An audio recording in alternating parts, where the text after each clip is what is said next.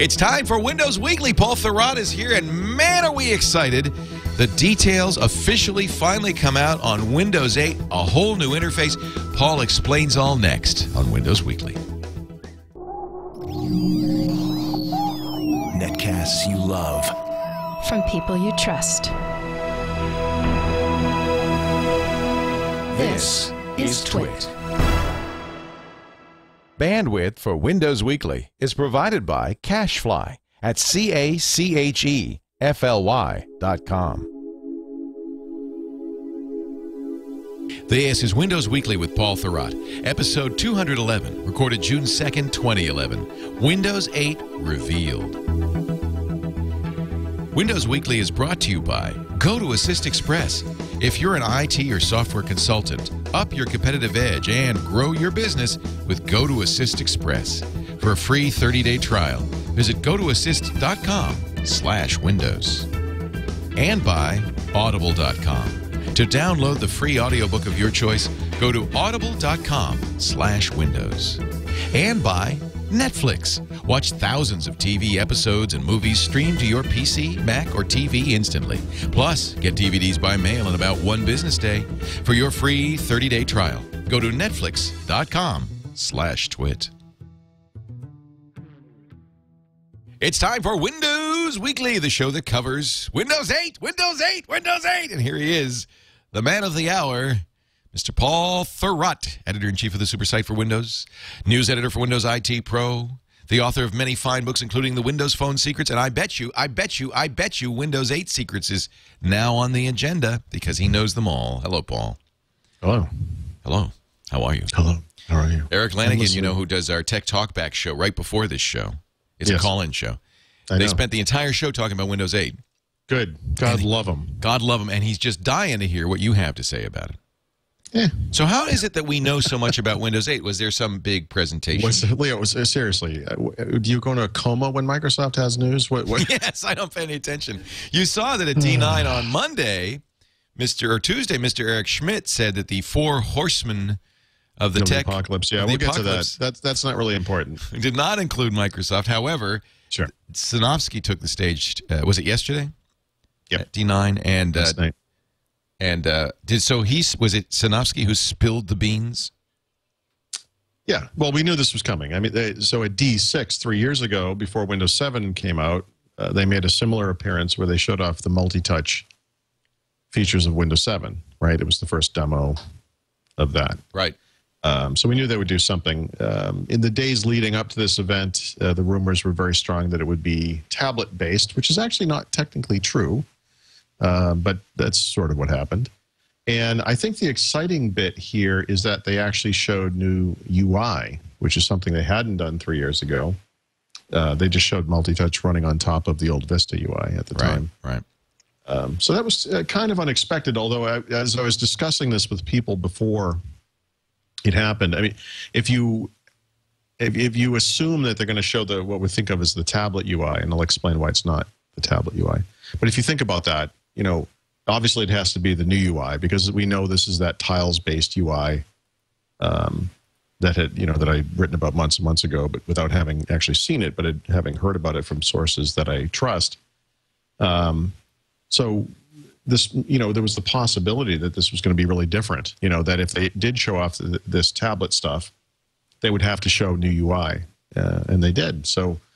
That's interesting, and it's not in keeping in many ways with what I expected to happen. So I think that this was Microsoft's attempt to answer the complaints about how come you guys are so quiet about what you're doing with tablets, and people think that time's going by and you're never going to catch up. And I have to say, you apparently have not seen this, and that's too bad because you need to go look at it. Well, is it a video that Sinofsky showed?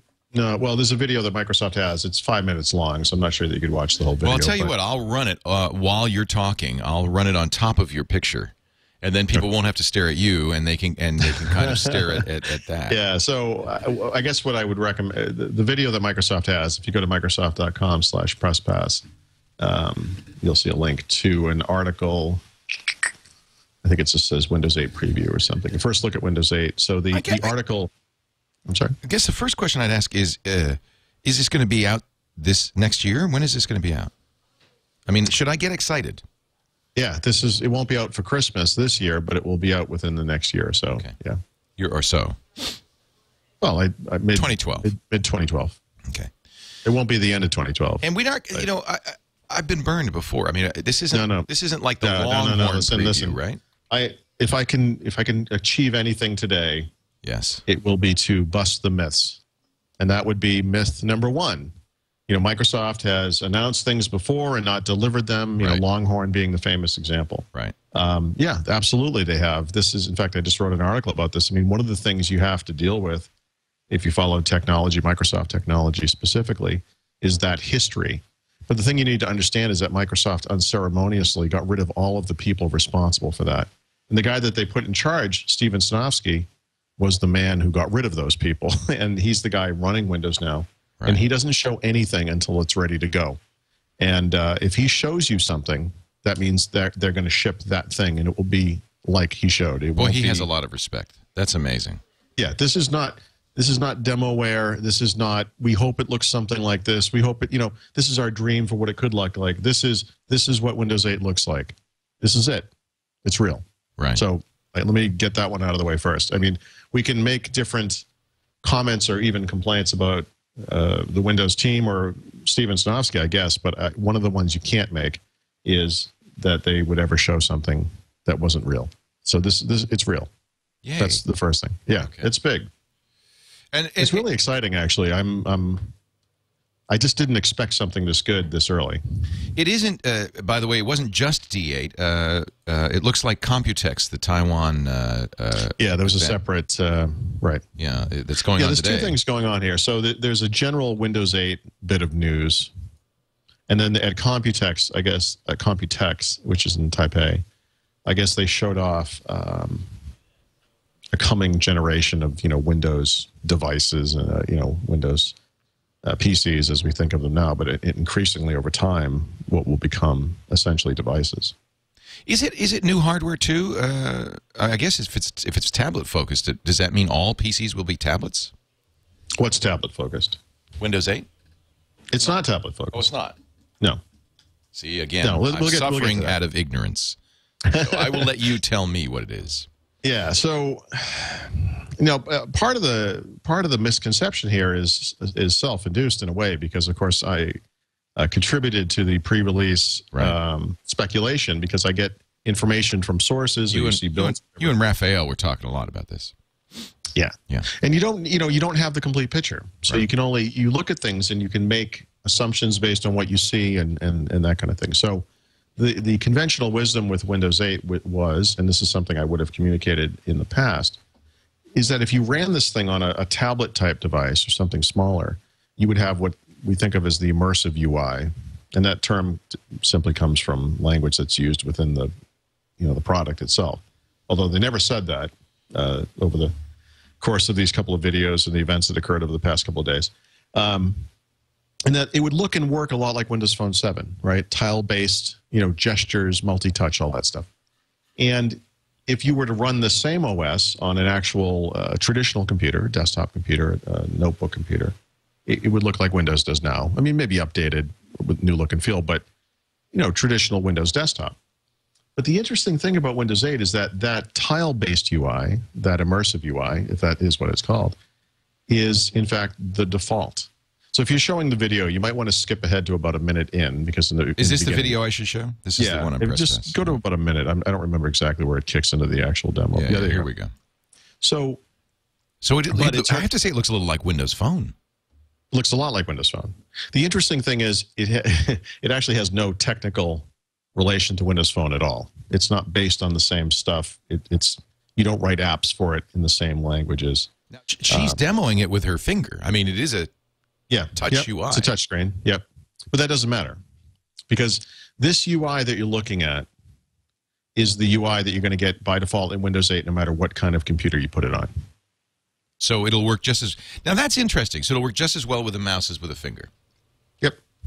And which makes sense. If you use Windows Media Center today, then you know how that works, because that UI was designed originally to work with a remote control. It was something that you would point toward the TV. Right. That would guide the display.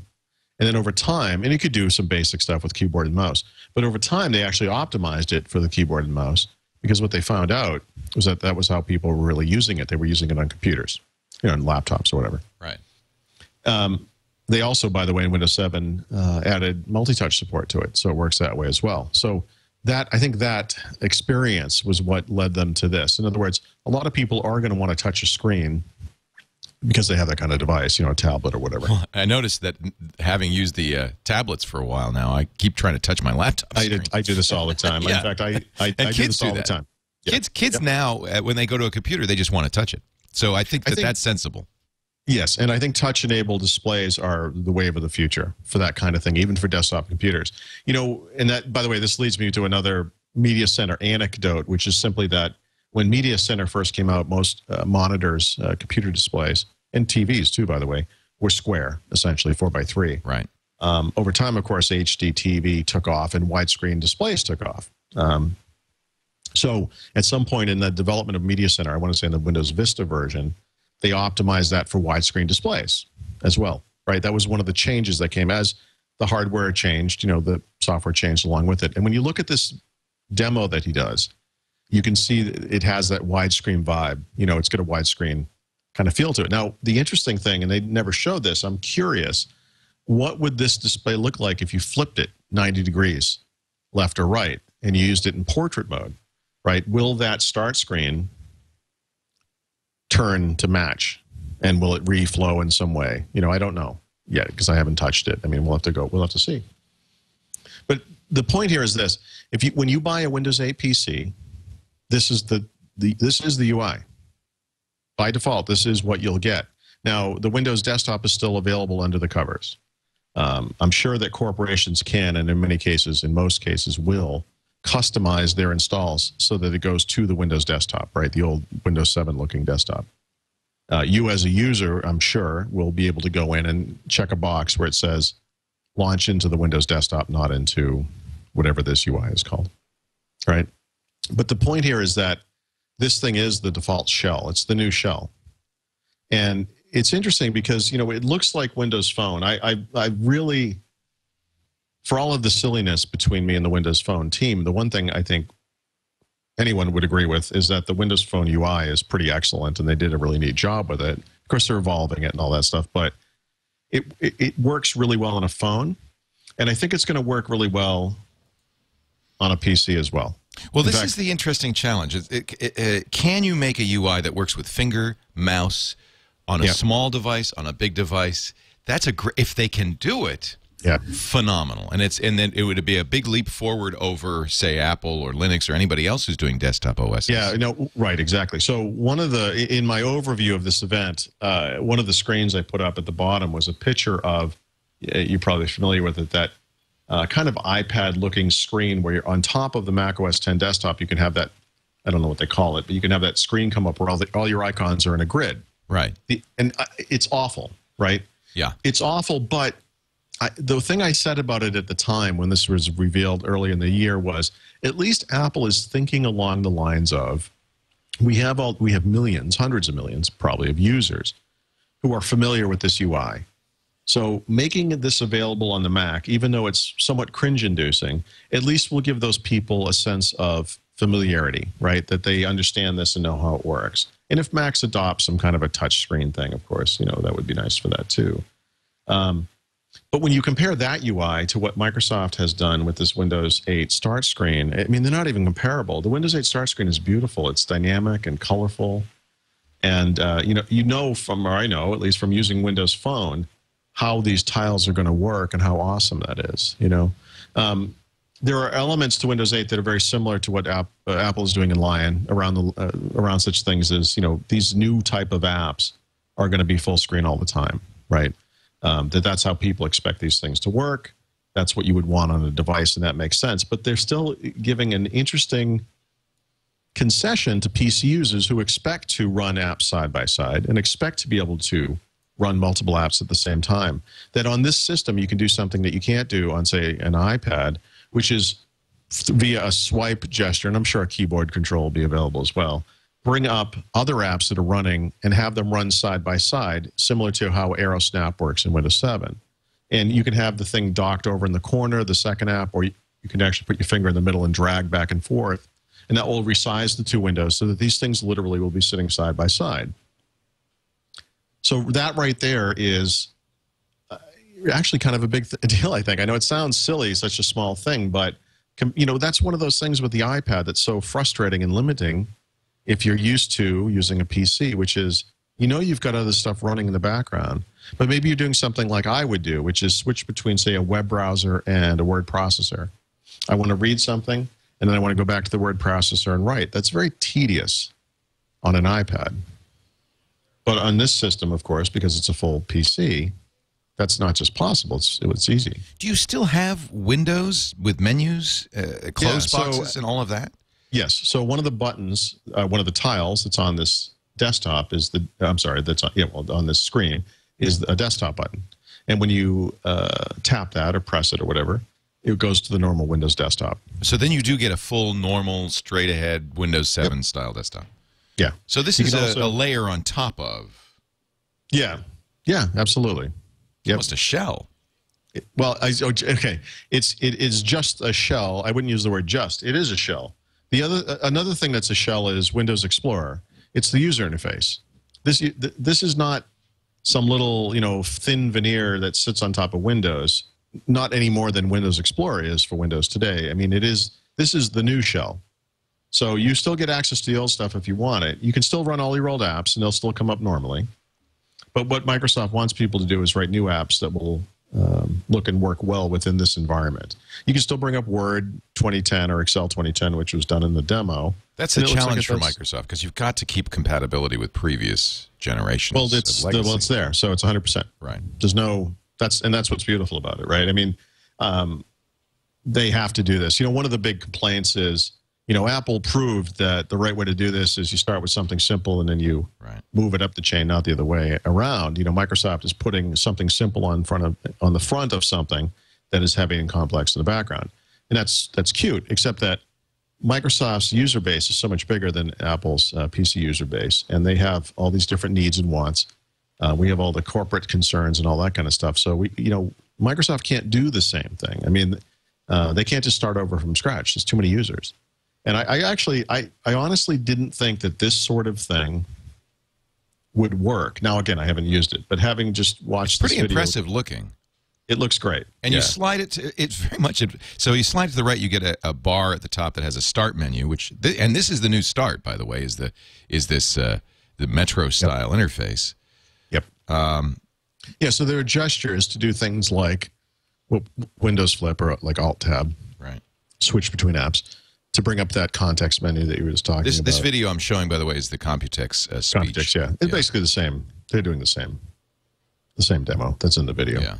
The previous video. It's quite pretty, I have to say. Yeah, those are all full screen apps. Those are the new type of apps. There's a developer conference coming where we're going to learn a lot more about this. There is some confusion right now about what really is happening here, but what they said so far is apps that run under this UI, those full screen apps that they're showing, are written in HTML5 and JavaScript. Love that. Not in a native language, not in Silverlight. It's interesting. We know from information that was leaked previously that there's something called an AppX application container.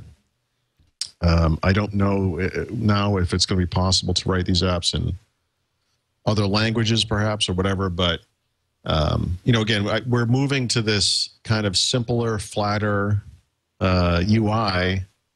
And I've said this for a long time. Simpler is better. And I think this kind of best of both worlds system where you have the simplicity in the UI, but the ability to go into it and do all those things you could previously do. In other words, it's not cutting anything off, that was there previously. It's Windows 7 Plus.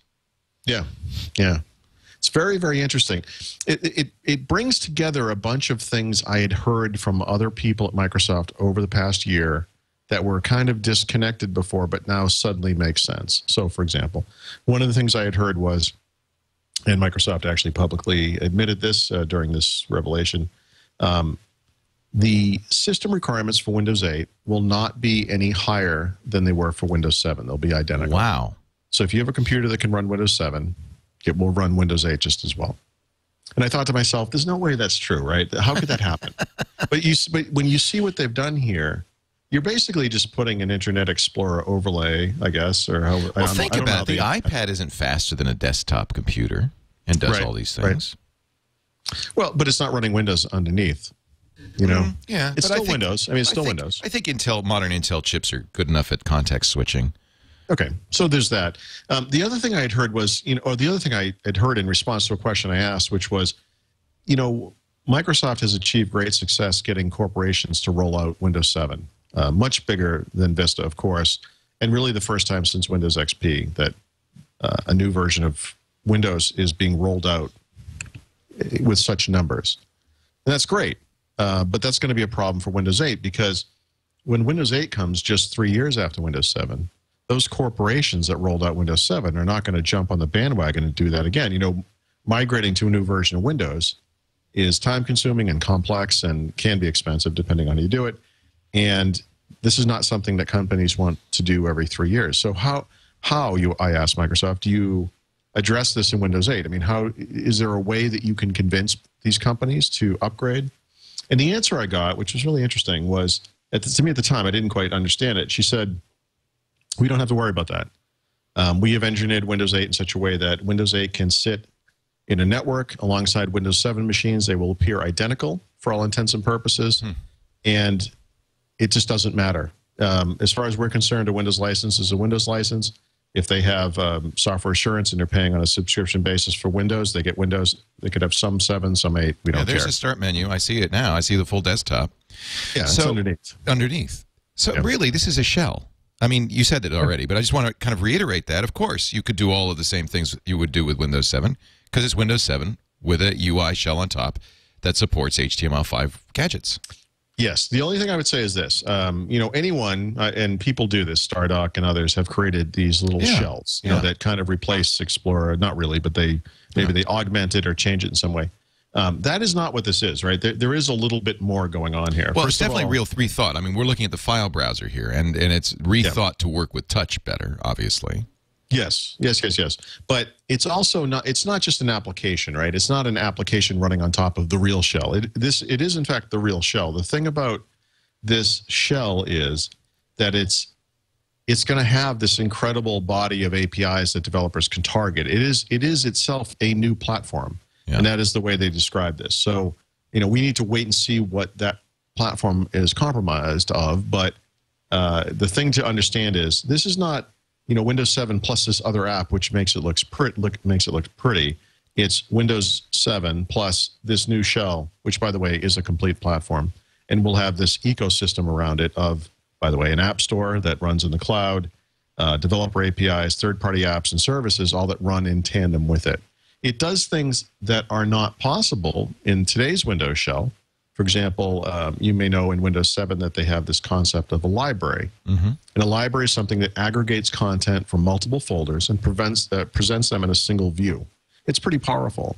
But in Windows 8, they have this concept. I don't know that they've named it, but let's call it a hub because it looks and works a little bit like the hubs in Windows Phone, where the content from, say, the Pictures hub in Windows 8 won't just be from places on your PC, plus maybe places on your home network, but they will also include places from social networking services and online services like Flickr and Facebook and whatever you use. Yeah, they're showing this Tweetorama thing. It actually was kind of cool because you could slide that over as almost as a widget, have Windows, or rather Office Word open to the right, and you've got the best of both worlds.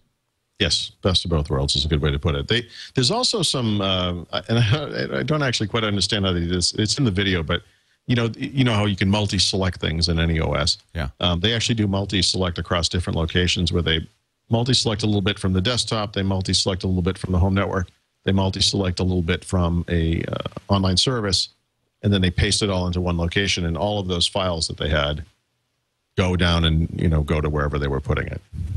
So they're selecting across these different locations. So it's really kind of bridging the gap. That underscores the fact that this isn't merely an app running on top of Windows 7. That's the thing. When we say it's just a shell, it sounds like, just a shell suggests it's an application. That's not it. It's not it at all. In Windows 3.1, the shell was Program Manager. Actually, that was an application. Right. But in Windows 7. Well, that's where Windows that's where that whole shell as a deprecating. It sounds like a deprecating thing, but really, operating systems have a user interface. Mac has a Finder or whatever. This is the new Finder. Windows. This is not just a thing on a thing. It's a full platform. It's the real thing. This is where we're moving Windows forward from here, not from that thing in the back. Now, the thing in the back will be there, just like compatibility with, say, 32-bit apps or 16-bit apps or DOS apps in the old days or whatever. Will sit there in the background for a while because that's what we do.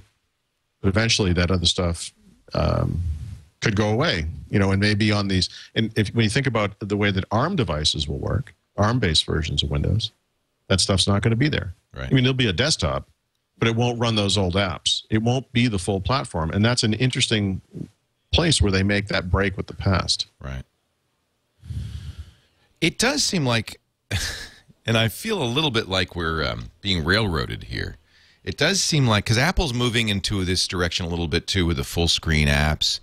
We haven't seen Lion yet. We'll see it next week, and my suspicion is there'll be some commonality here in this new way of thinking about the desktop.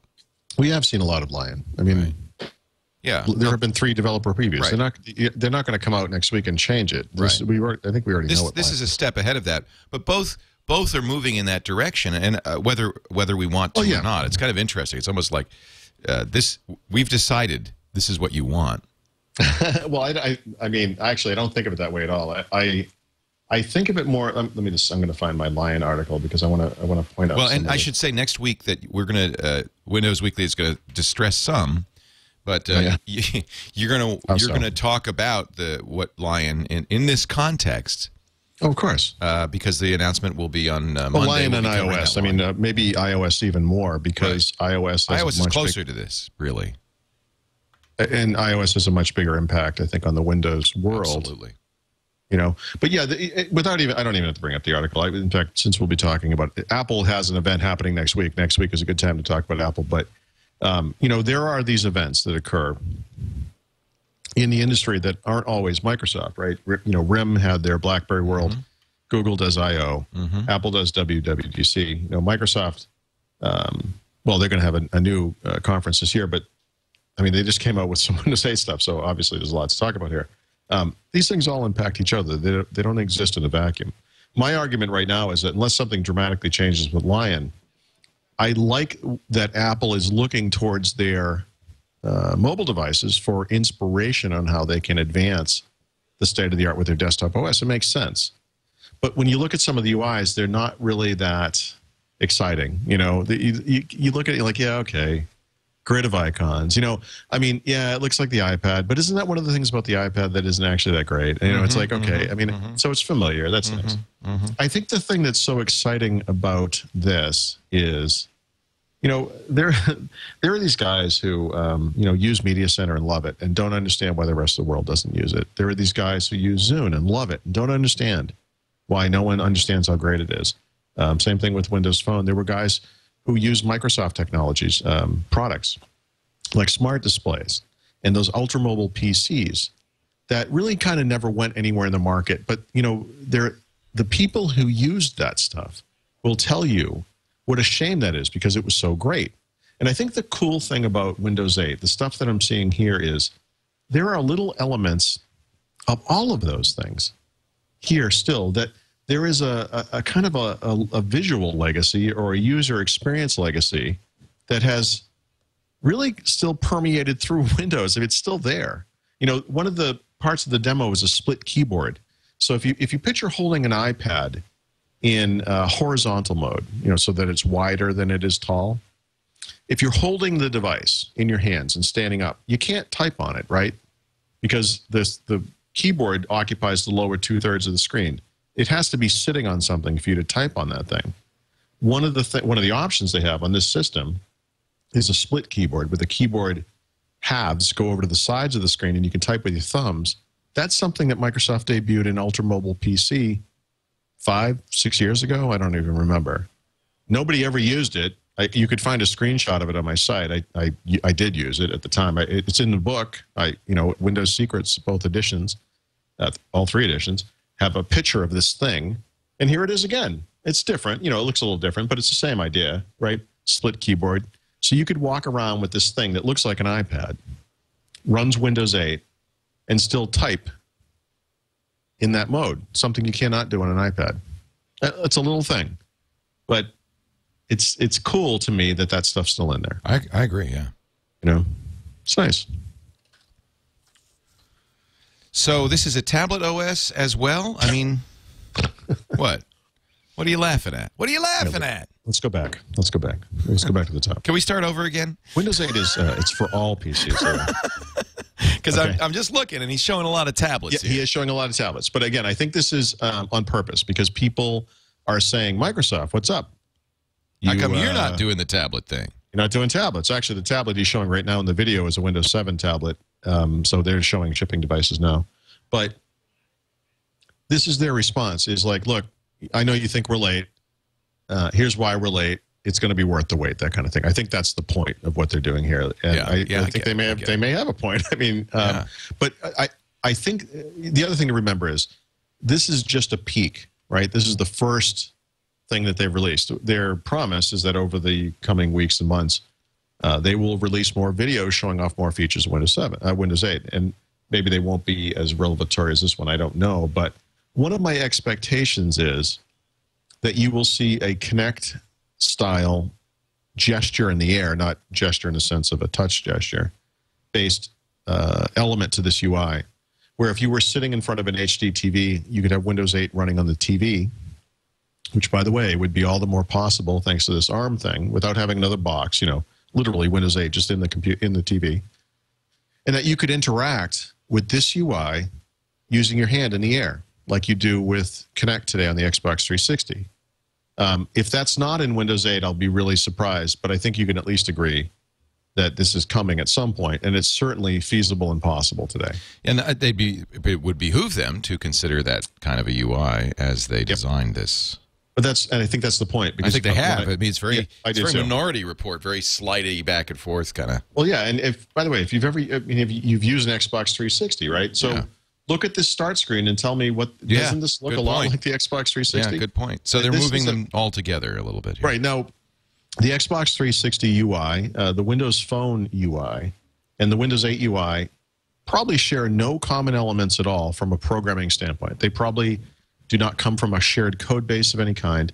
But what they've done is created a visual similarity that I think will help people make the transition between these different kinds of devices. That when you look at something like this, whether it's a TV, a desktop computer, a laptop, a tablet PC, a slate, or whatever, you see Windows. And when you look at your phone, you see Windows. And when you look at the Xbox, it's an Xbox, but it's the same kind of UI, right? Right. And there's a nice familiar quality to it. And these things all will work, definitely mouse and keyboard and touch. But also I think, and again, this is just speculation on my part, but I really do think that you're going to see some Kinect aspect to this as well. Very interesting. They'd be crazy not to do it. Oh, yeah. Yeah. They'd be crazy not to do it. So you could be pretty much sure they're gonna. Well, I can't guarantee anything, but I hope and expect that they will do that.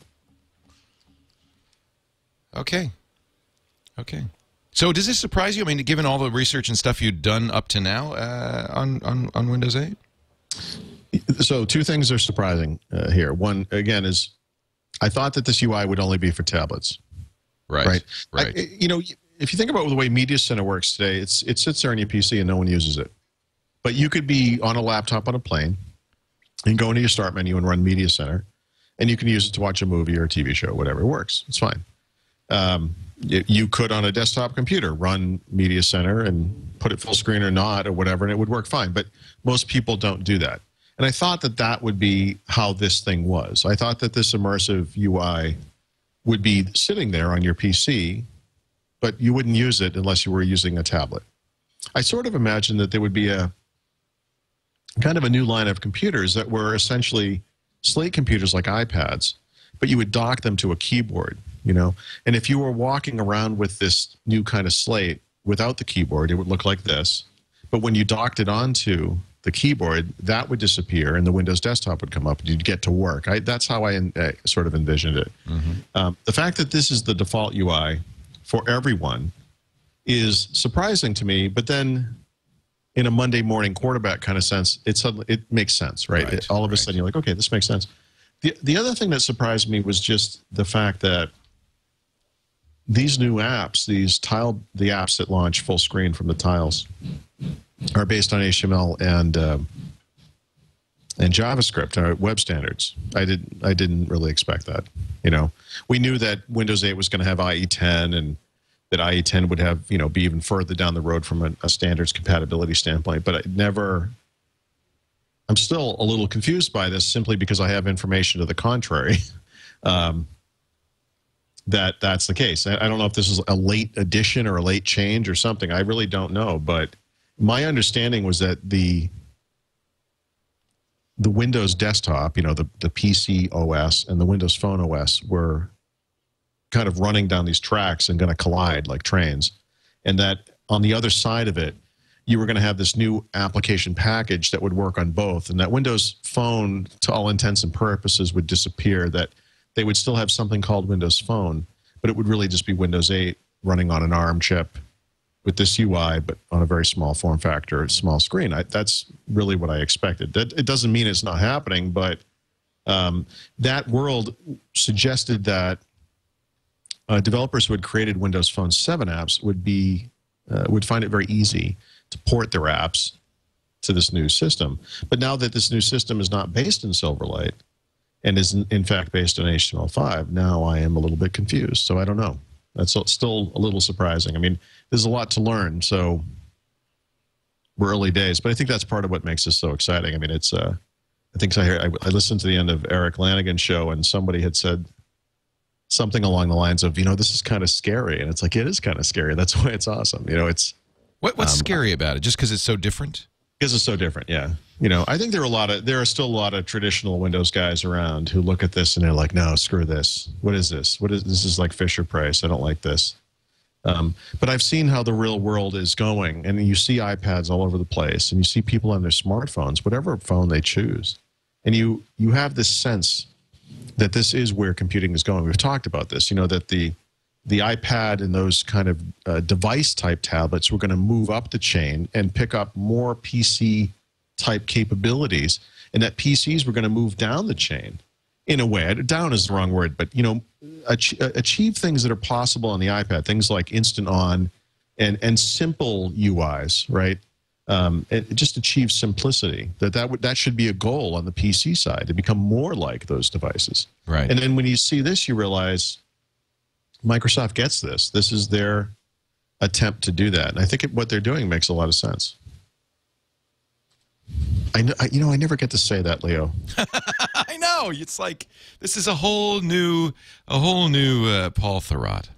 Let me go back a little bit because it's not. It's just, in many ways, I'm a product of my upbringing, right? I mean, when we started doing this podcast, Windows Vista was just about to come out. Right. What a lousy time, in many ways. No, I mean, really, right?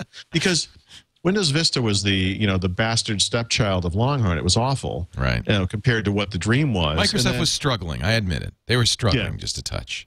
Windows 7 was wonderful in a way, but as I said at the time, like, it's not hard to be wonderful when when the bar is so far down. Bad, I mean, so I had concerns about how could Windows 8 possibly be that exciting? If it's just another evolutionary update over Windows 7. But then I look at this and I think, this is really, really exciting. Steven Sinofsky and those guys who were at the D9 conference said that they believe at Microsoft that this is the most exciting thing to happen to Windows since Windows 95. And when I read that, I thought, oh, that's a little bit of a stretch. But then you watch this and you're like, yeah, you know what? Actually, this is huge. It's really huge. Because... it's at least that big. Yeah, I would say. You can follow a UI progression from Windows 95 to 98 to me in 2000 and XP, Vista, and Windows 7, and look, all the stuff is the same, essentially, right? Start menu, start button, taskbar, desktop, windows that open full screen or not, and there's a little tray notification area. I mean, those things have just kind of continued. We've been dealing with the same basic UI for over 15 years. Mm-hmm. This is very forward-leaning, and I think it's clean and crisp, and I think it's what people expect to see on a device. You know, something that doesn't sit there and boot up, but just comes on. Something that is always available, something they can carry around with them, et cetera, et cetera. So Right. I think, you know, again, we've only seen the early 5 minutes of video or whatever, but with the understanding that this is not a mock-up, that this is not fake, this is, in fact, running code, which it is, okay. You know, this looks great. So I'm happy to be able to be happy about it. I'm happy to be happy about Windows. So rarely 8. happy. Windows 8 Touch Consider. I'm just looking at all the. This is a good video to watch if you're curious about. Yeah, from but the just developer's understand point that of a lot of, you know, 50% of this Computex video is Windows 7 stuff too. Oh, okay. Good to know. But there's a lot of Windows 8 stuff in it. But if you go to Microsoft.com/PressPass, you'll find a ton of material on Windows 8. Better yet, go to winsupersite.com. Oh, I also have and read Paul's write-up. What am I thinking? You know, winsupersite.com. This is okay. Okay, so and I started out by asking about availability. We still don't, you know, have a definite date. Sometime next year. No, what Steven Sinofsky said was 2 to 3 years is a typical time frame for Windows version. 2 years out is October. He said it will not happen this year. I expect it to happen by the first half of next year. Will they This do is not public gonna be- betas again? Yeah, no, again, this is just based on what they did last time. My expectation is that we'll see a private beta in September. We'll see a public beta by the end of the year. Release candidate early next year, and then we'll finalize it by the middle of next year. I think at this time next year, this thing will be all done and ready to go. Okay. And there will be unity between the portable, the tablet, and, you know, the mobile, the phone, the tablet, and the desktop. This is it. This is it. This is Windows. Yeah. Well, I think you better get working on your book, dude. I think you're right. I can't wait. I was a little afraid I was going to have nothing to do this summer. You would just have to play Modern Warfare 3 all summer, and we just had this long weekend, and I spent most of that time, 2/3 of it, I'd say, doing yard work, right? Throwing mulch around the yard. Oh, yeah, this is better cutting than yard bushes work. and mowing the lawn. And then it was summer-like here. So on Monday, we actually took the kids to the beach, and I was beside myself. I felt like I was wasting my time, and my wife finally was like, "What are you doing? You know, you fidgeting?" And like, I don't know. I feel like I should be doing something. You know, this is crazy. She's like, "What the hell is wrong with you? You know, your last 2 summers were destroyed by these books. Like, why don't you just relax?" Like, I don't know. I gotta get a book. Why don't you just relax?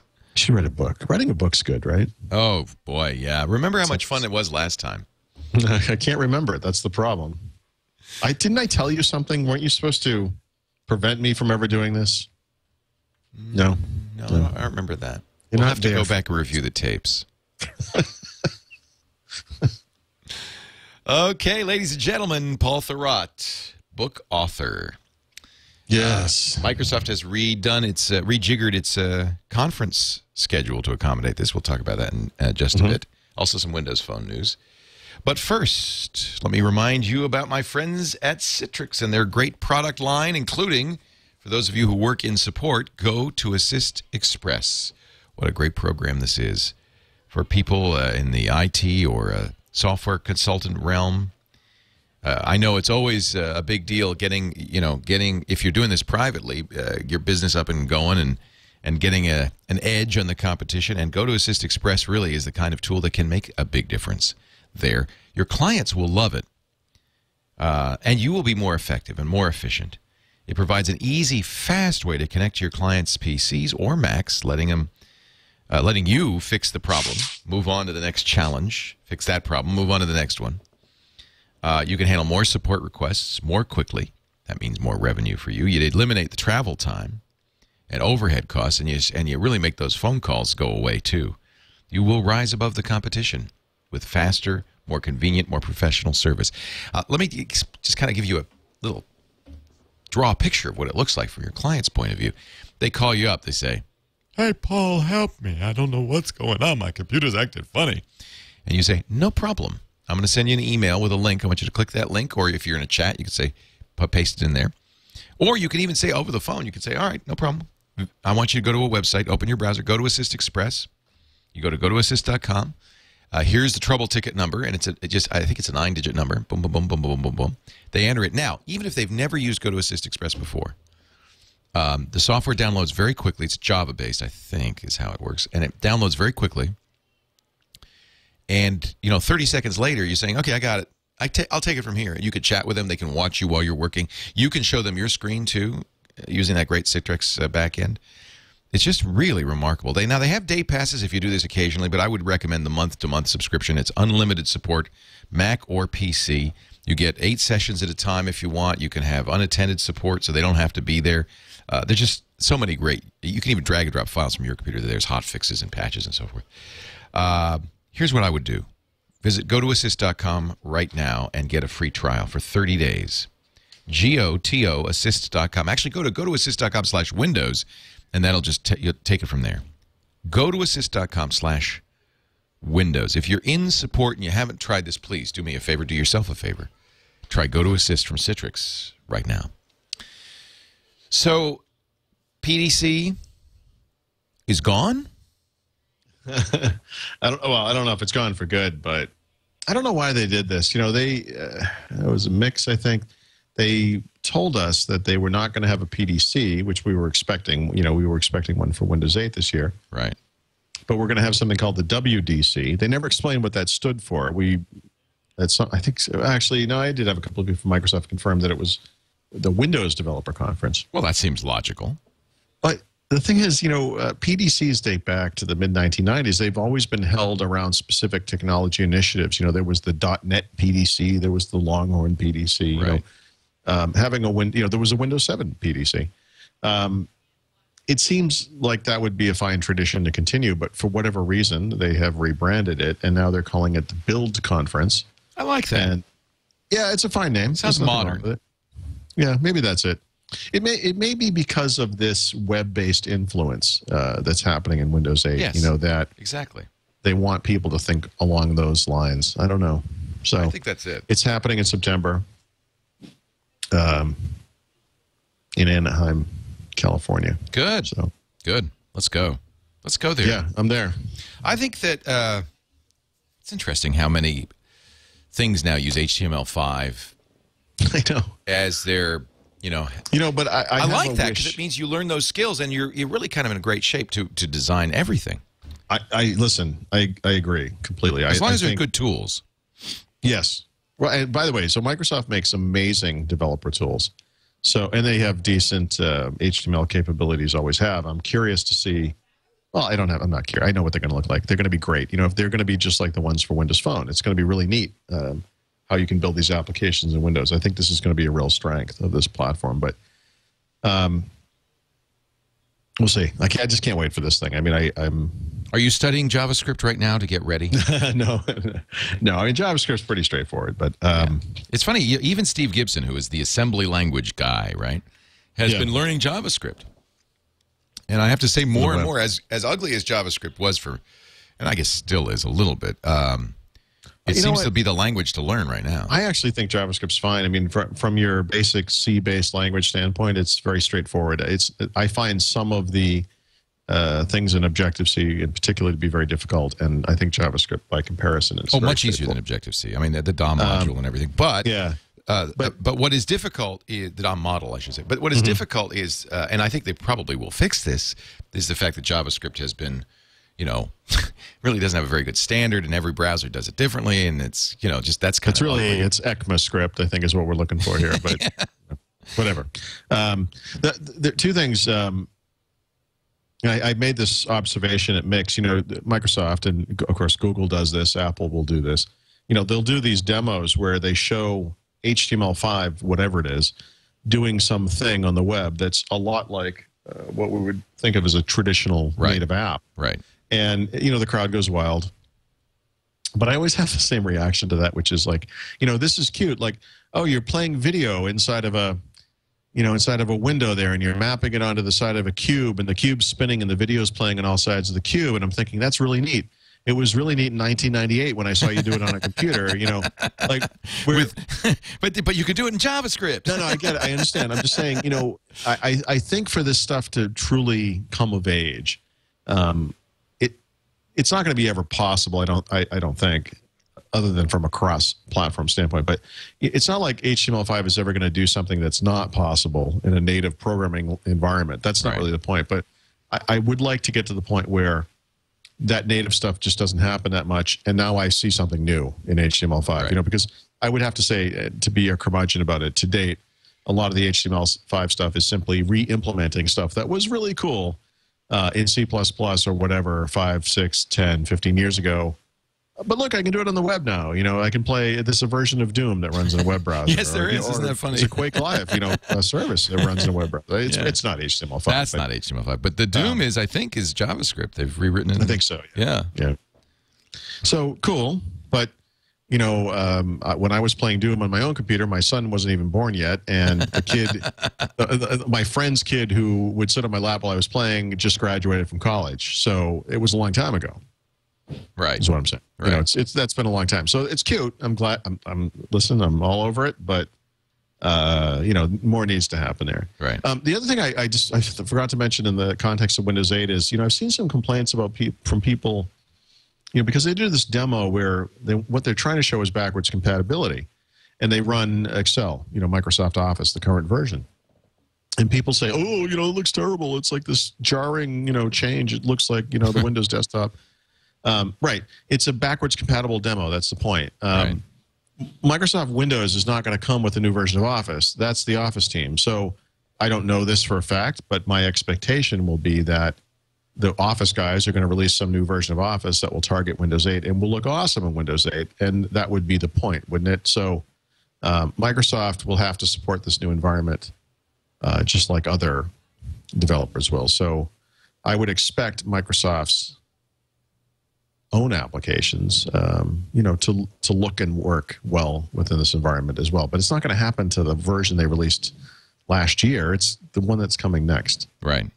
You know, so I don't quite get that complaint. But the important bit is it does run, right? Isn't that what you're looking for? I mean, it works. You want it to work. Don't you want it to work? Don't you want it to work? Isn't that what we're all about? Yeah. Anything, I guess... There's some Nokia news, which is, I guess that's Windows Phone news quickly, now. I mean, I had an interesting, actually, I don't want to call it a debate. I have what would pass for debates on Twitter these days, and they're not really debates. They're just 140-character conversations. No, it's just people who will never agree with you, disagreeing with you. So I would say, you know, Nokia is in a tough spot. I give Stephen Elop some credit, because when he came on board, they must have locked the door behind them. You know, they were like, welcome to Nokia. You know? And they're like, can't leave. Holy crap, what happened? You told me it was bad. I didn't know it was this bad. You know, so, you know, one of the first things he did was evaluate the business, and he came across, you know, he came away with a very negative picture. He called it, remember, the burning platform. Right. And it was a wake-up call, I think. The idea was, we have some kind of market share right now. It's going away. And I don't mean going away over 10 years. I mean, like, this time next year, it's going to be gone. Like, this is... we're spiraling the drain. This is, it's falling out under us. And people say, you know, people hear that, and I don't think they understand what it means. And even Nokia, for all of their understanding of it, I don't think understood how quickly it was going to happen. So this week they issued some kind of a warning. Yes, big deal. Yeah. Yeah, and I would expect bad news like this from them for a little while, because this is going to be a bloodletting. It's just, I think we kind of knew that, didn't we? Yeah. But the interesting thing was that there were rumors started by the same jerk that everyone listened. I don't know why people listen to this guy, that Russian guy that. Analyst? I just don't. I guess so. I had never heard of him until about 3 months ago. But you know, he wrote that Microsoft was buying Nokia. Nokia denied this almost immediately, but I looked at this and I thought, you know, in the wake of Nokia's announcement about their inability to forecast reliably their coming financial quarter and then year, their stock dropped dramatically, and their stock is trading for nothing. I think you and I could actually buy this company almost. And I thought to myself, you know, Microsoft should just buy Nokia, right? You know, you can make an argument, and I think I did make an argument about why Microsoft might have bought Skype. I think I also made the argument that, honestly, they almost didn't need them, other than from the brand perspective, and possibly some of the peer-to-peer stuff, although you have to think Microsoft has peer-to-peer technology somewhere in that huge cavernous behemoth in Redmond, but whatever. So $8 billion for Skype.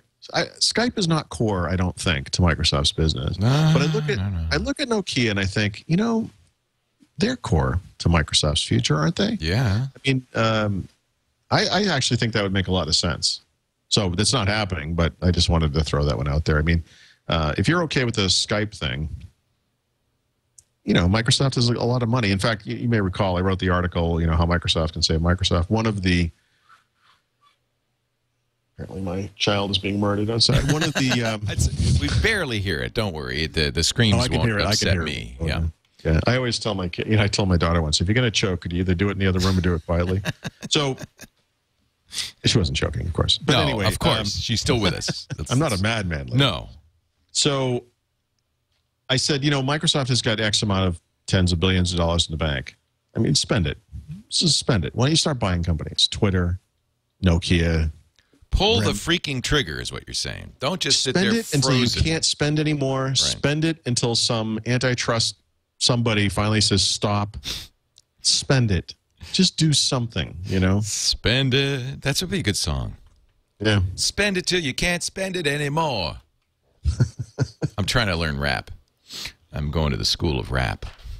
It's not working. You make an excellent rapper. Yeah. Oh, I am. I am good. I have flow. I hear that's what the kids call it. Let us take a little break to flow it into a commercial. Digestive issue, or yes, nerdcore, baby. Thank you. It's an age thing, yes. Leo. You'll be fine. Let us talk a little bit about Netflix. I don't have to tell you about Netflix. In fact, that's really the problem with this whole commercial idea, is that you all have Netflix, damn you. So we have no way of actually making any money from this commercial. I don't care. I love Netflix. I wanted Netflix on this network for advertising since day one. And we finally talked them into it, so I don't care if we're not selling any subscriptions. Just go to netflix.com/twit. Cancel your subscription and join again. No, you can't say that. Tell your friends who aren't yet members. See, this is good. Grandma, mom, dad, cousin Judy. Go to tell them, say, hey, cousin Judy. Go to netflix.com/twit, and you can have a free month of the best damn movie service ever. Netflix lets you rent from 1 to 8 DVDs. I think 8's the most. I keep getting email when I say that's the most. They say, no, you can get 34 DVDs at once. But I don't know what the most is. But what you do is this is kind of the fun part. You go in there and you make a queue of all the movies you want to see. You see, I have 236 movies in my queue. You can even do it, if a movie's current, right? Like Bridesmaids. I just type in here, Bridesmaids. Now, I know I can't get the DVD yet, but what happens is I know I'm not going to see it in the theaters, so I'm going to put this on my list, and it will just add it. You save it, and then when it comes out on DVD, they add it to your queue. Then after you say, oh, I wanted to see Bridesmaids, they say, if you want to see Bridesmaids, you might enjoy these other fine movies. And you can add them to your queue. Notice some of them have a little magic button here. The play button.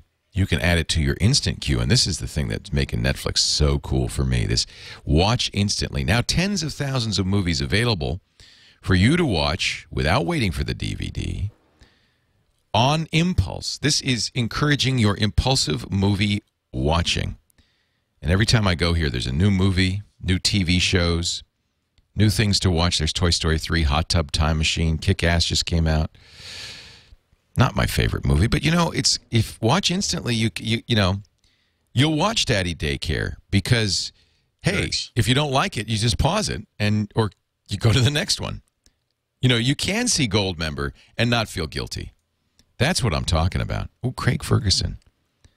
I didn't know he did a stand-up show. That's good. So there's lots of stuff like that. Classic old movies. Mr. Bean, look at that.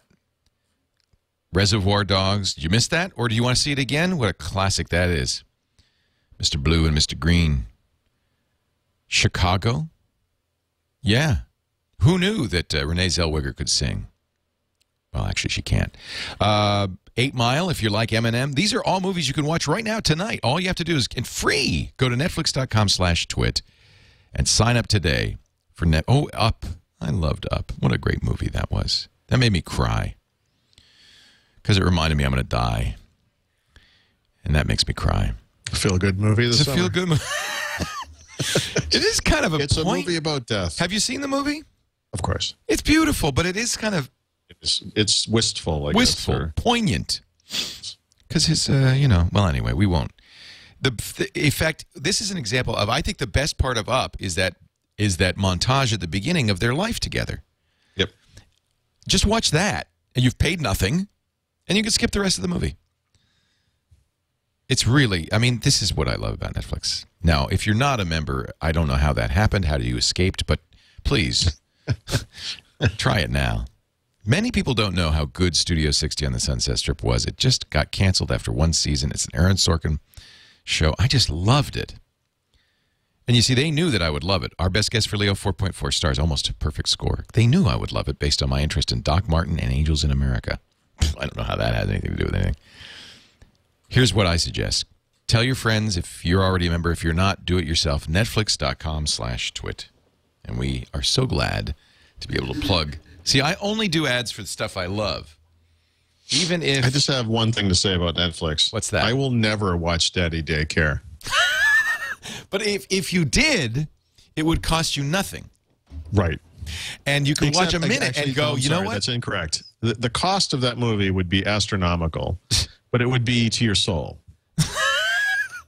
That's the beauty of it. You could watch 5 minutes and say, I was right. And you dump out of it.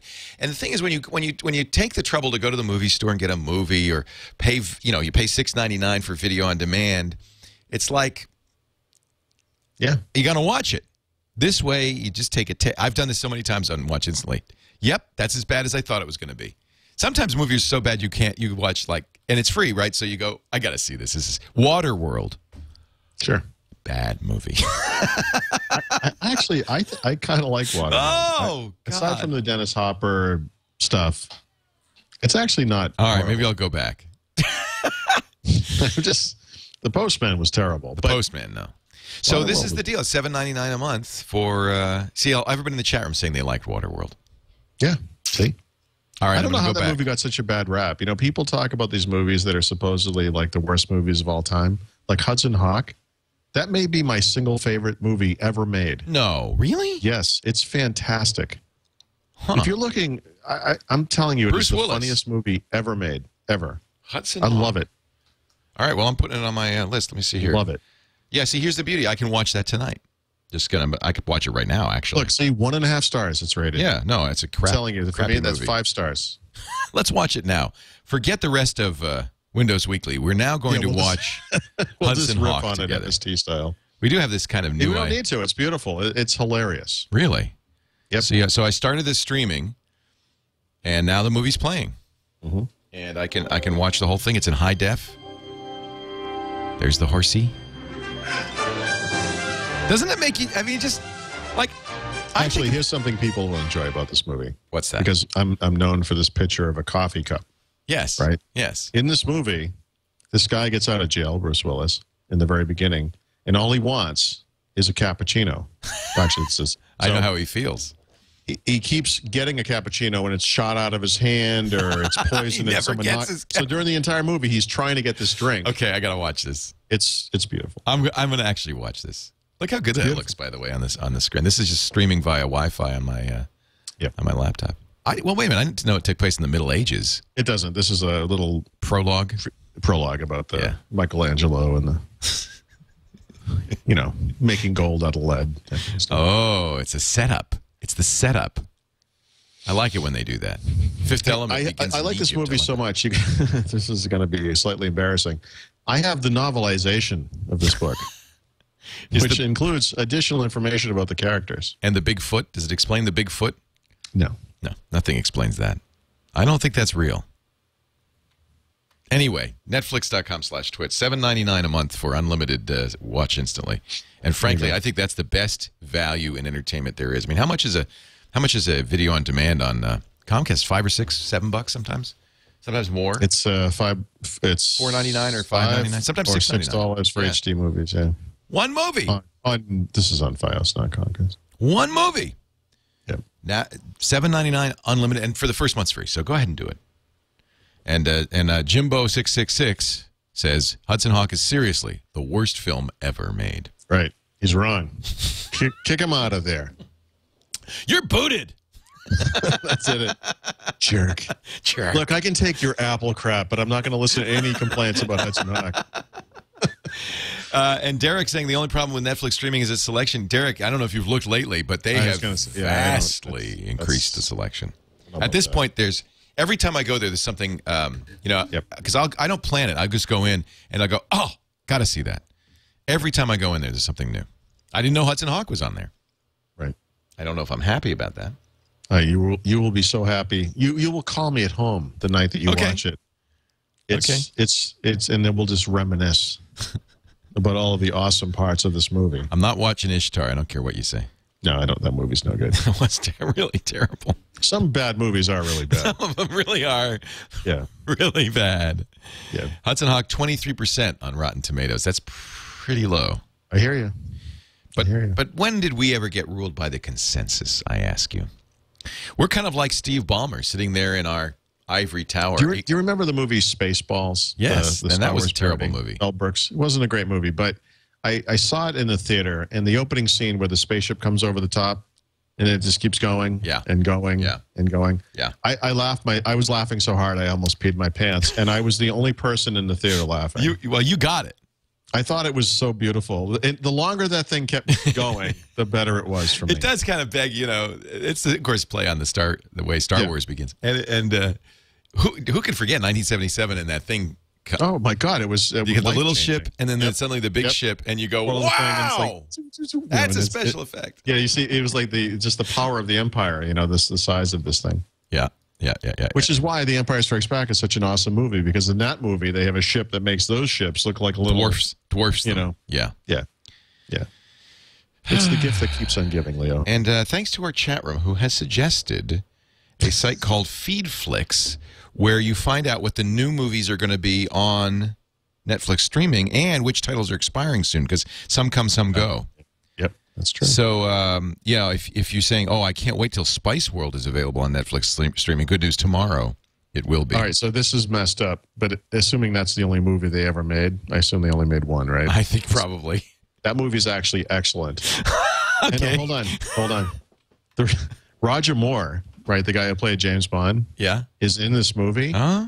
And he plays this. He's sort of like the Charlie to their Charlie's Angels, if you will. Yeah.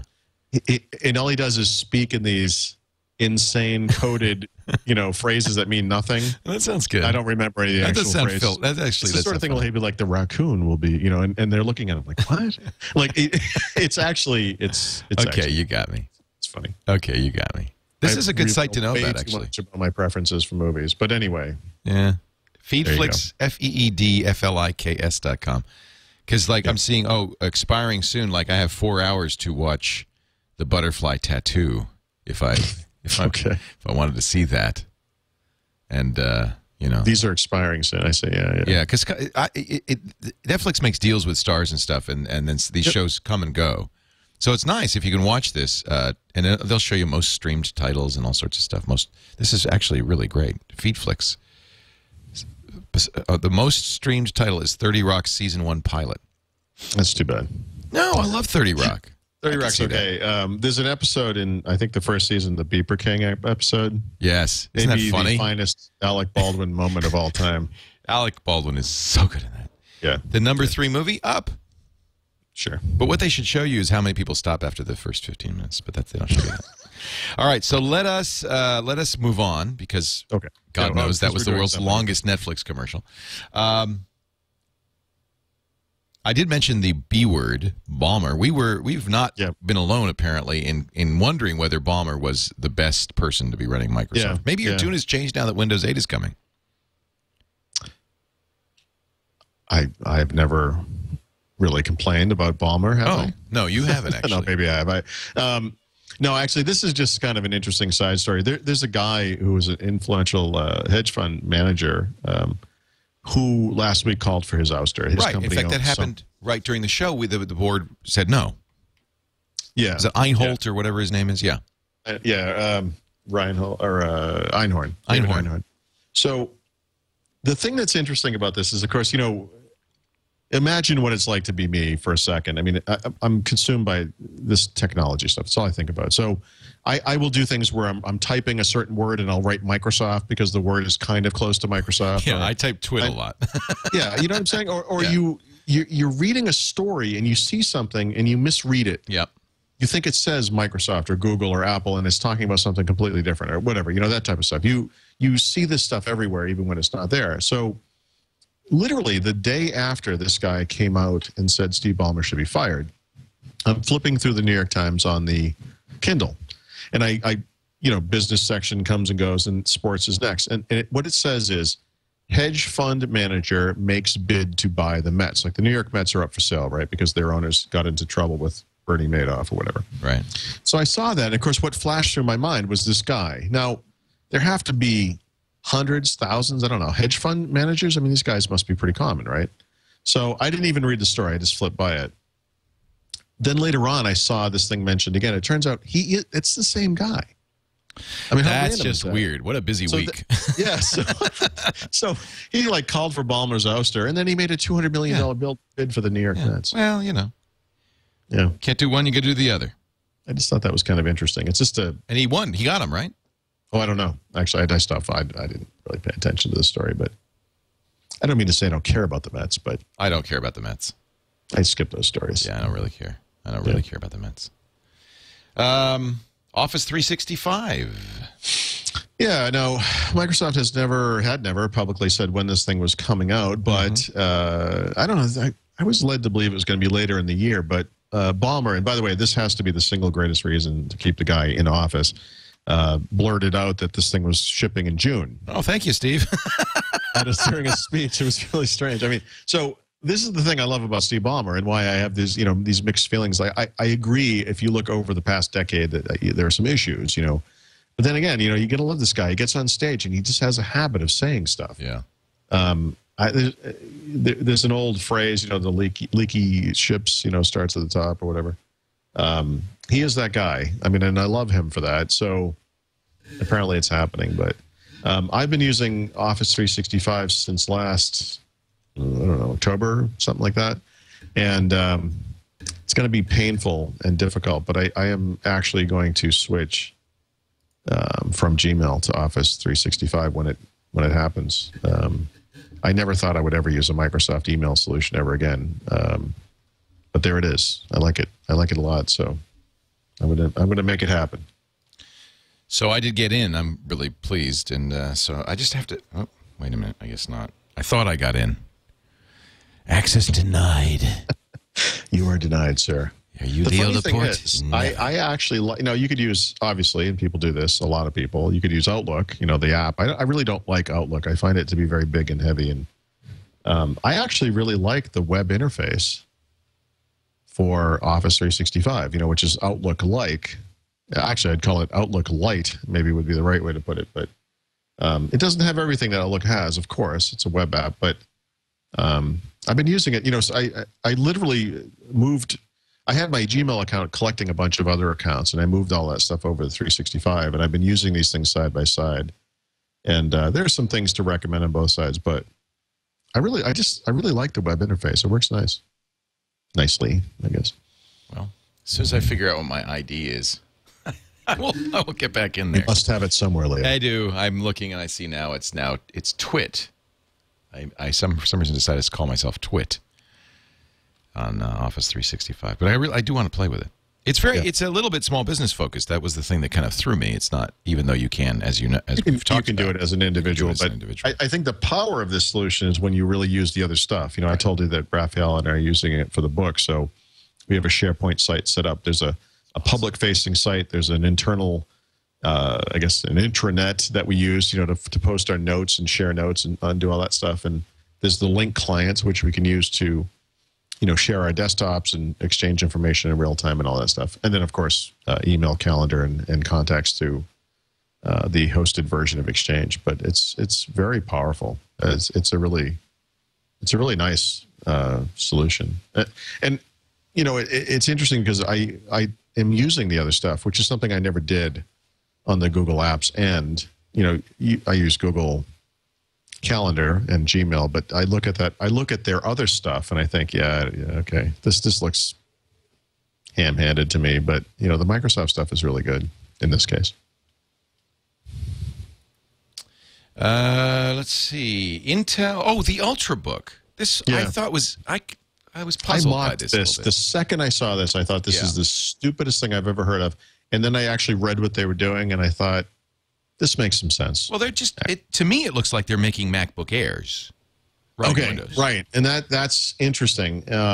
They are. If the MacBook Air had a modern processor and got killer battery life and cost under $1,000, good point. Right. So I think that's the distinction. Now, Apple, of course, is expected to update their MacBook Airs by that time. So we'll see. Maybe that will do it. But yes, I mean, this is basically Intel saying, look, this is a new category of machines that sits somewhere. But there's still going to be netbooks, right? $300, $400, or $500 machines, but $500 to $1,000, there'll be this new class. And I think the thing that's cool about it for people is the thing that is cool about a MacBook Air, of course, which is just the incredible thinness of the devices, coupled with that instant-on stuff, and of course, great battery life. So I'm actually okay with this. I mean, I don't know the name, whatever, but I think from Intel's perspective, as growth in the network market slows, they're looking for something, for a new kind of volume player, and I think this is a great place to be because PCs, I think the average selling price of a PC laptop is hovering around $500.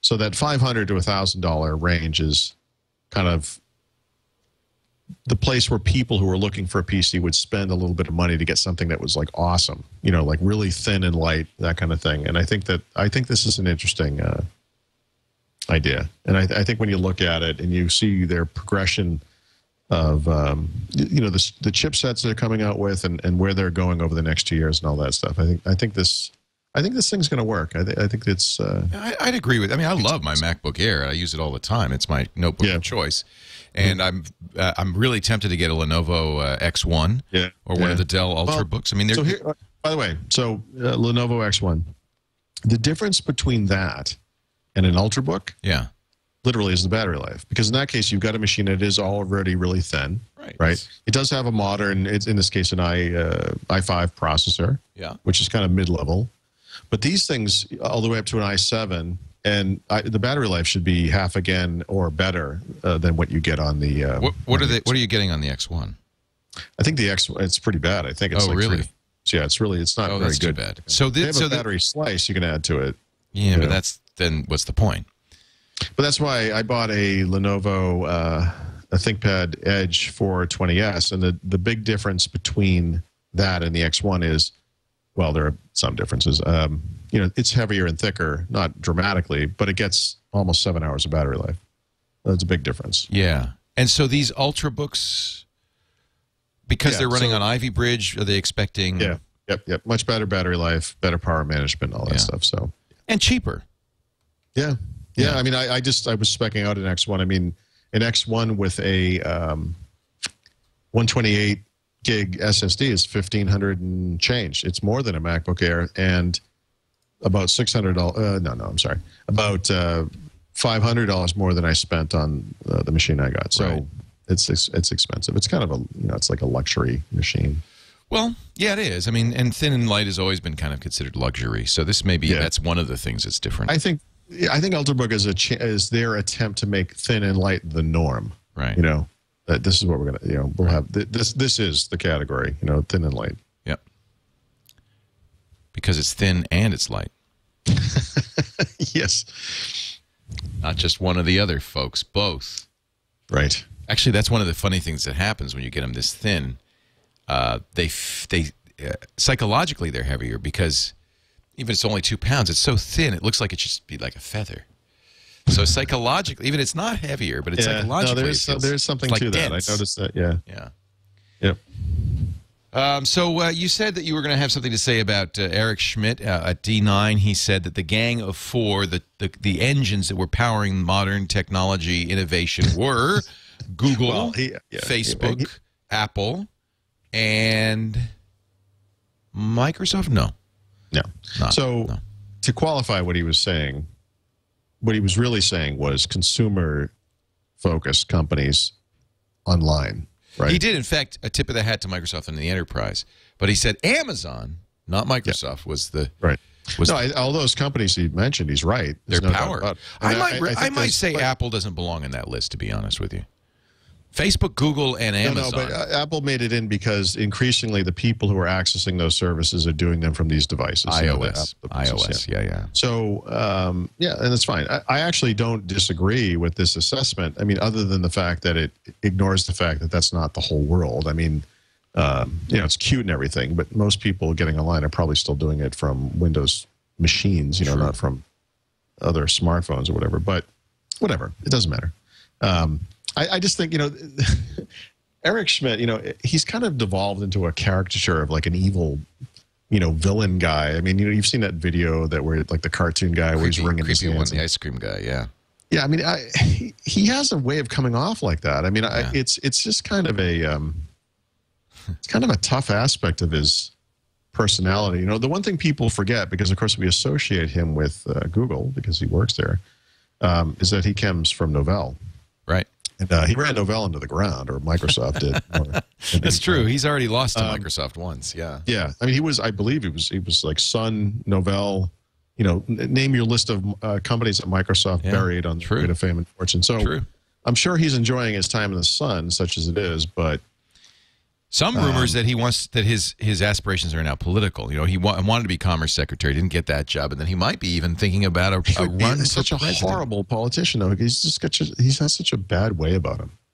This guy is not an industry seer. I mean, the problem with him always has been that there were these really smart kids at Google who knew they needed adult supervision, so they brought him in. Right. But you have to think part of the math that they did on this guy was, we're going to be able to get what we want. And then he'll leave. And then he'll leave. And he did. And he did. Sort of, right? I mean, he walked out of the CEO position. I mean, I've just never been impressed by this guy. And I don't know. I mean, and by the way, if you ask the guys who organize the show, who do you want to have on here from Google, he would never be the first or second choice. No, that's probably true. It's definitely true. So you want Larry, you want Sergey, maybe you want Marissa. Maybe you want Vic Von Vendretta. You could probably name 20 guys. Yeah, who would be more interesting than this guy. So I just gotcha. Message received. You bitter, bitter old man. Jeez. I mean, don't attack Paul, baby, because you'll be sorry. Hey, next week we're going to be at E3 on Monday and Tuesday. Our broadcast coverage will begin Tuesday morning. Nintendo, we're skipping. I'm going to go to, but I don't think we're going to cover the Microsoft or Sony press conferences because, in my opinion, there won't be any big announcements there. Last year, Microsoft dominated with Kinect. This year, I think Nintendo's going to dominate because they've said already they're going to do a new Wii. Well, these other companies could surprise. I have no idea what Microsoft could do. Should we get those cameras to the? I mean, I think you should cover all three in some capacity. Well, we will. I mean, we're going to be there with the cameras. We'll get the stuff, but our coverage actually is going to begin after the Nintendo press conference. We're hoping to get a direct hands-on of Wii 2. Yeah. And, so I think go into the show floor. Yeah, I think you're right that Nintendo will be the big deal, but it's always a guessing game, and unlike CES, you don't really know what you're going to find out at E3.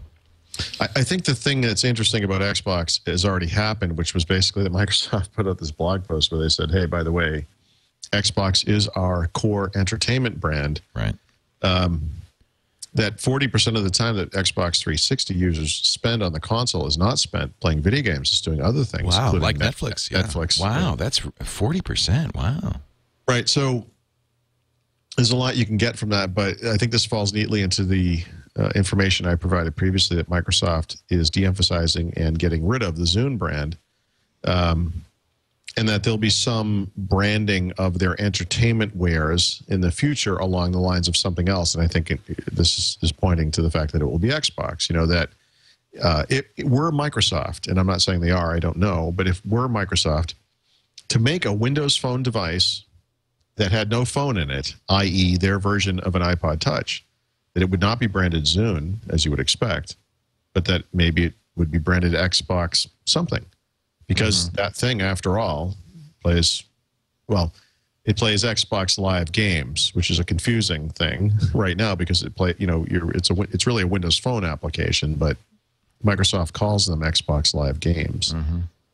It may make sense for them at some point to come out with a portable Xbox, essentially, that also does music and video. That's interesting. Yeah. Yeah, sure.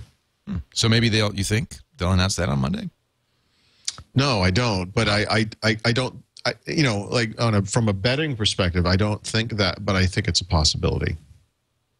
And if they were going to do it, I mean, that would be the time to do it, wouldn't it? We'll be shipping this thing in time for the holidays. Interesting. All right. Well, maybe I will pay more attention. You never know. We will have coverage. Of course, we will be going over to find out about Modern Warfare 3 just for you. Yes. I will bring the cameras. Since Brian Brushwood, Glenn Rubenstein, who's our new game correspondent, and me will all be at E3 on the show floor, and I'm considering it a call of duty to go find out about Modern Warfare 3. As you should. As I should. There's been a lot of awesome leaks, and then a lot of now official information about this game, which looks like it's going to be awesome. But they're coming out with a service called Call of Duty Elite. Yes. Which, if I understand it correctly, is simply a way for me to funnel more money into this company than just once a year, which I'm all too happy to do. Oh, yeah. So, make it so. Make it so, my friend. I cannot wait. Let's take a break. We've got our Windows Weekly Tip of the Week coming up, our app pick for Windows 7 and Windows Phone 7, and a general mobile app pick. But before we do that, it's time to pick a book from Audible.com. I love my Audible. I tell you, I'm an Audible fan, and I know many of you are already. If not, you might want to check this out. Audible is the place for audio books. More than 75,000 titles at Audible.com. And I'm going to set it up so you can get a book free right now, because we know that maybe you've never tried audiobooks and you're wondering, is that for me? Is the audiobook for me? I know Paul and Leo love it. I know Andy and Nako loves it, but is it for me? So what you would want to do then is go to audible.com/windows. You'll be signing up for the gold account. That's one book a month. But your first month's free. Cancel it any time. So in effect, you get a free book. And Paul has an idea of something you might want to listen to. I do have an idea. Yes. It's called The Greater Journey, Americans in Paris. It's the latest book by historian David McCullough. I love McCullough. Yeah. And as you said last week, you love Paris. I'm obsessed with Paris, yeah. So I read a lot of history books with regards to Paris. So when I found out that this guy had written a book, it literally just came out. It's brand new this month. I have listened to every McCullough book on Audible, so this is definitely on my list. This one's unabridged, and it's the full. The only thing that makes me a little sad is that McCullough is not reading it. You've heard David. It's funny because he's this great historian and writer, but he also happens to be a great narrator. Yes, he's done a lot of documentaries. I mean, obviously he's getting older, so it might be difficult. Maybe that's for the length of these books. I don't know. Maybe that he does. In fact, only do on Audible. He does an unabridged narration for unabridged narration. Oh no, 1776 is unabridged. Okay, unabridged. That's a fairly new book too, recent book. That's interesting. Yeah, so I'm just looking because John Adams. He did the abridged series on TV. Yeah, he did the abridged version of John Adams. I've recommended some of his books before. In fact, I'm pretty sure John Adams was among them.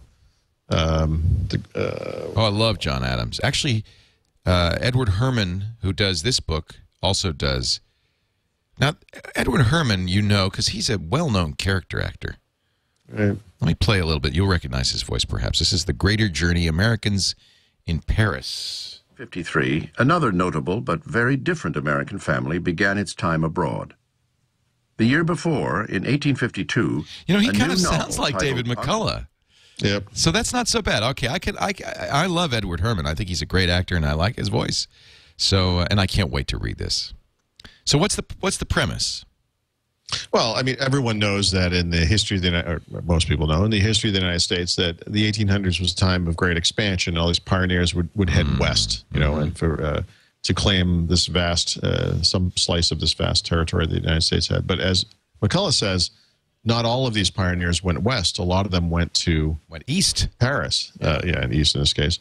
And Paris has gone through various epochs or parts of their history that are just incredible milestones for various reasons. But there was an influx of artists, essentially of different types, into Paris in the 1800s. I would say the mid to late 1800s.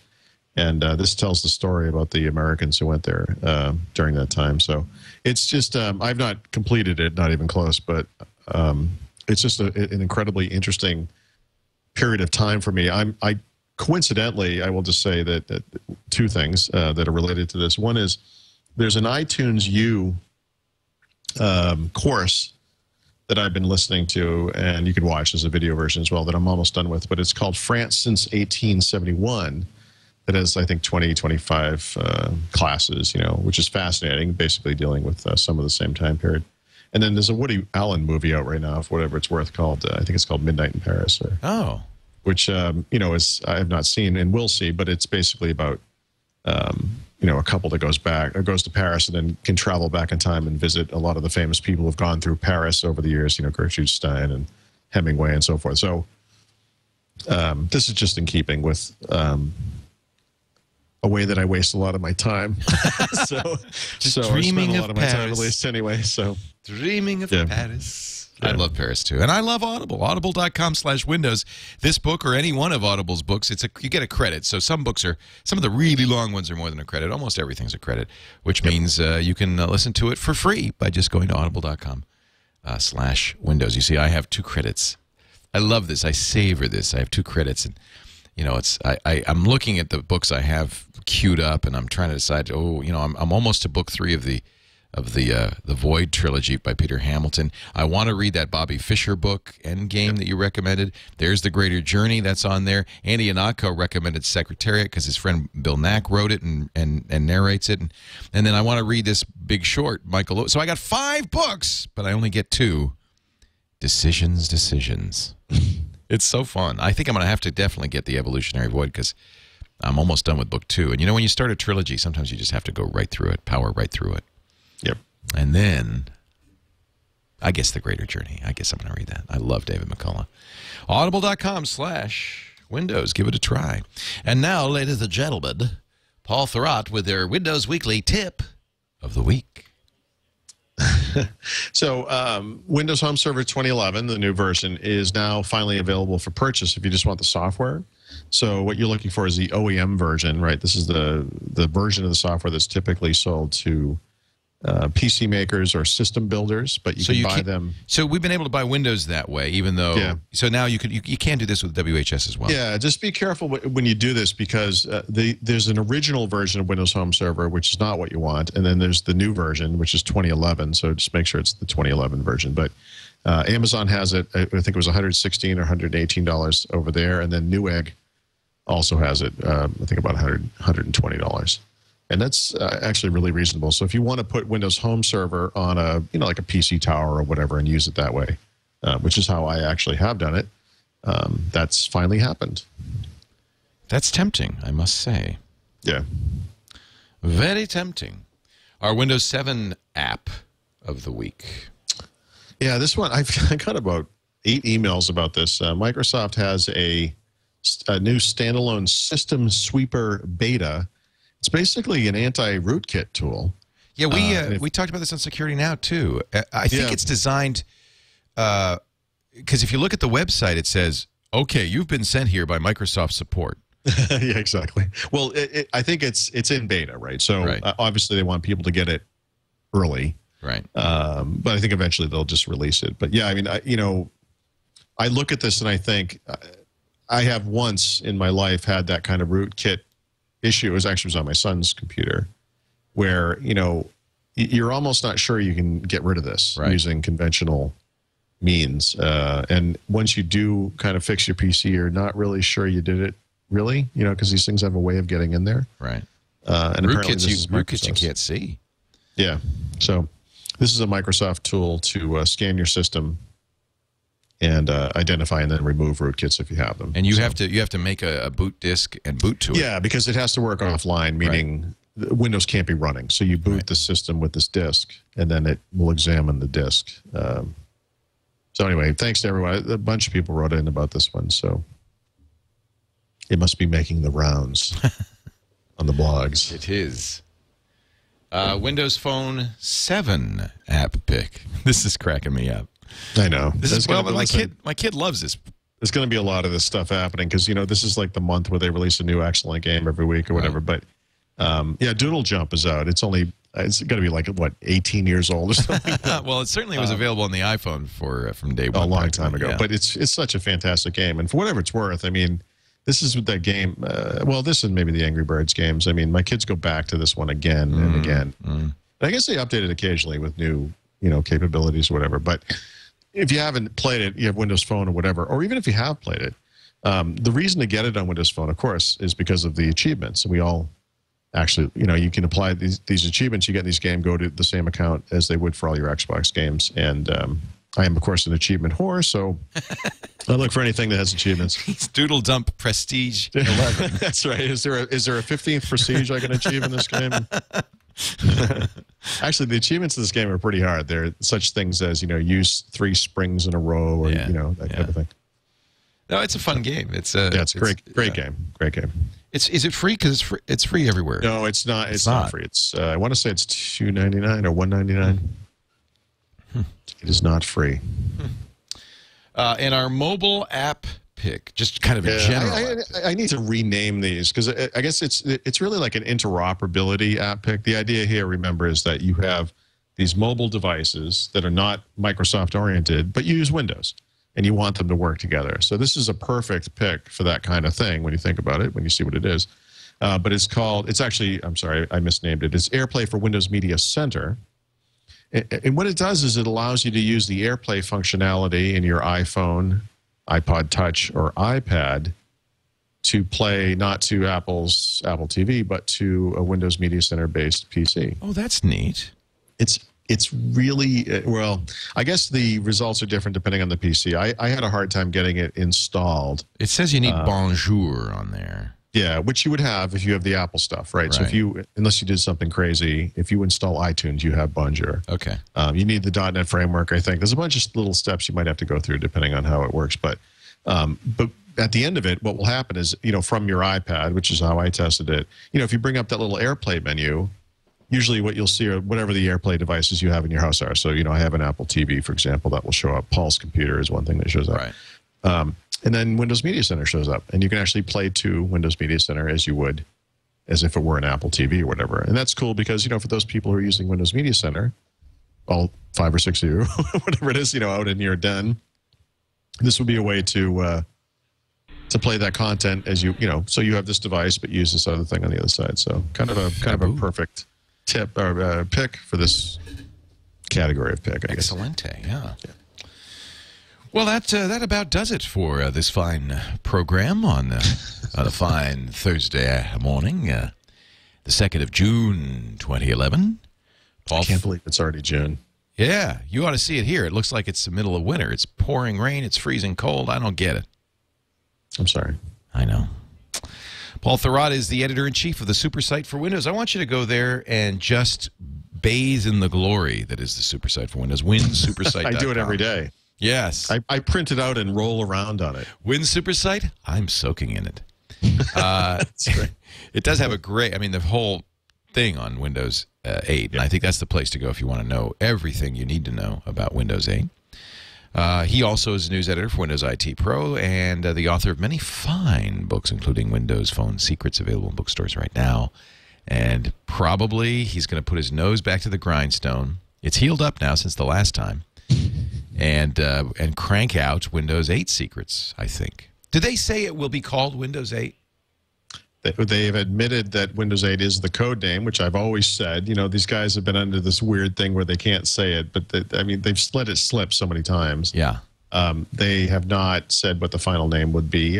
Windows 8 can we is just do certainly Windows a candidate. 8? Yeah, let's just do Windows 8, please. Sure. Not Windows 2012.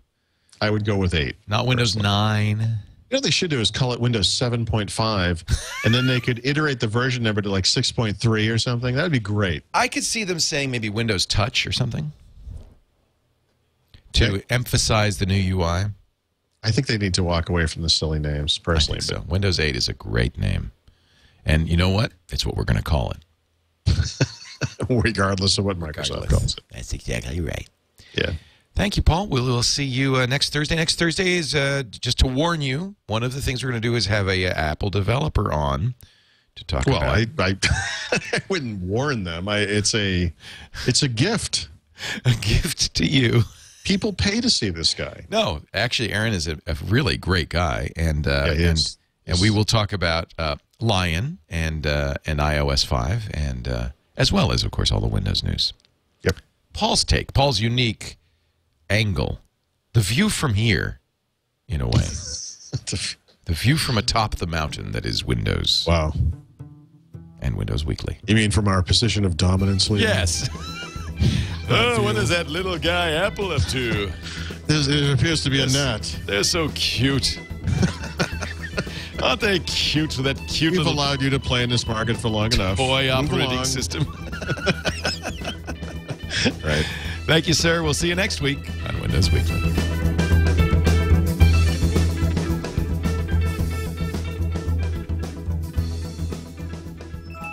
Oh, I forgot to say buy a brick, buy a brick, buy a brick, brick. Well, do buy a brick. I'm just looking. We're laying carpet in there. They're buffing the floor prior to painting it. So this would be a good time to buy a brick. Yeah. Jeez. It looks like it's snowing in there. Yeah. Well, the floor. We were originally going to sand it down and refinish it. Yep.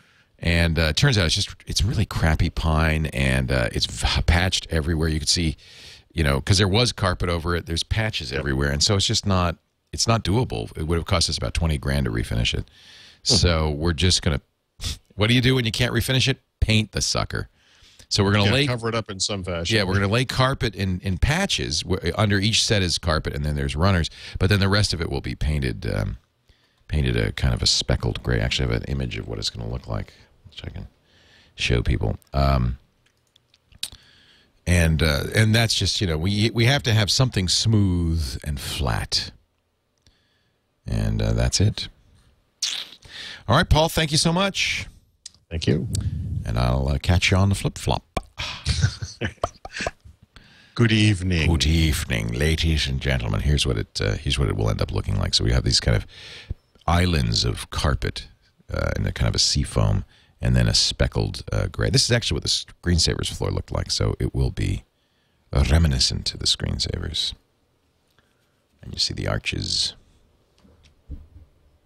I guess it kind of, when you look at the, you can kind of see where we're going with that, when you look at that.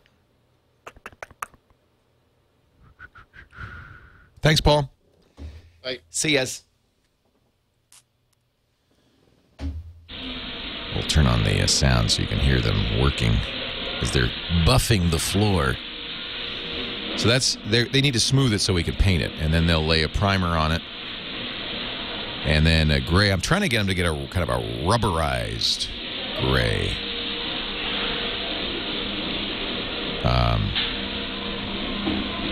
So that it both softens footfalls and it makes it easier to roll cameras and stuff. You can see we're getting close. There's where the portholes are. The arches are in. We're going to do some treatments on them. Make them. A lot of this is done. This wall's not going to happen. Those roof things are not going to happen. But you can see we're already doing the wall here. We're actually getting very close now. This is done, the brick wall and the X. All right, I need a title. What do we got here? What do we got? Yeah, I wish I could get the screensaver's name.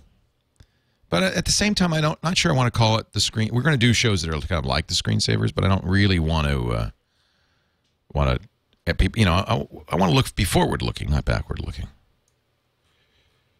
Loquacious, what we're going to do, I looked at the file is massive, and it's really not that useful. What we are going to do is Brent By is doing a SketchUp, just kind of the beginnings of it, that will have texture, all the right, the carpet textures, all the right colors and everything. This is just the beginning. And we will make that available. So it actually should be better than having the floor plan. You'll have a 3D model of it.